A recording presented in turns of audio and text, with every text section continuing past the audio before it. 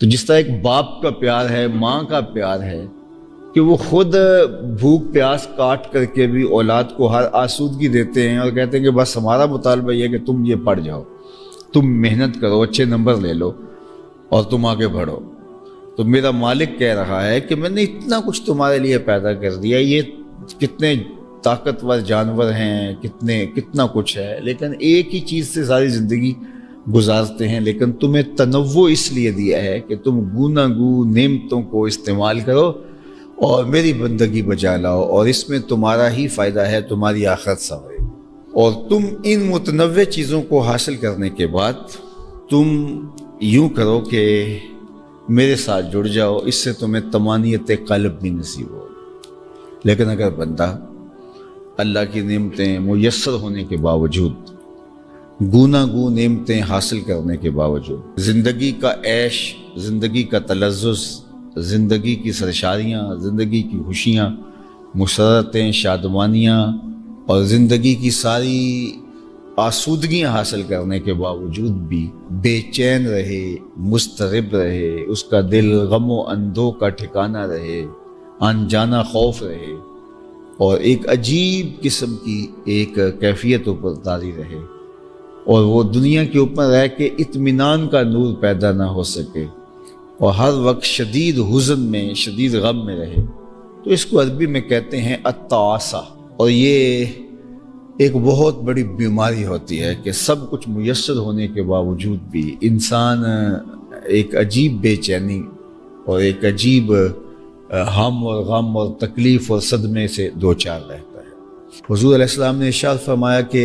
جو شخص اپنے سارے غموں کو آخرت کا غم بنا لے تو یہ اس کے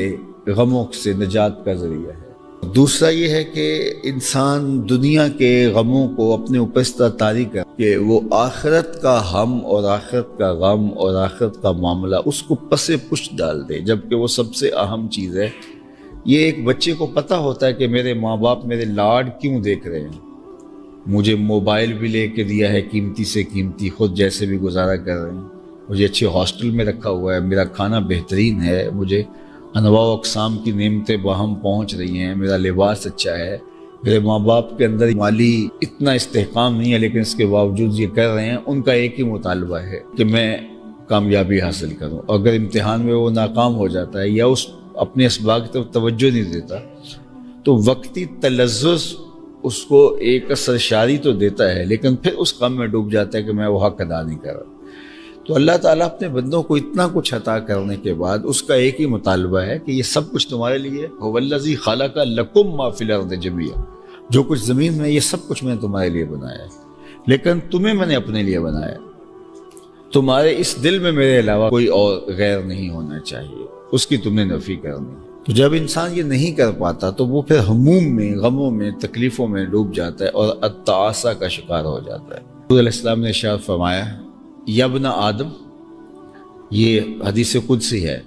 فیما یروی عن ربہ، حضور اپنے رب سے روایت کرتے ہیں، یا ابن آدم، اے آدم کے بیٹے، تفرغ لعبادتی،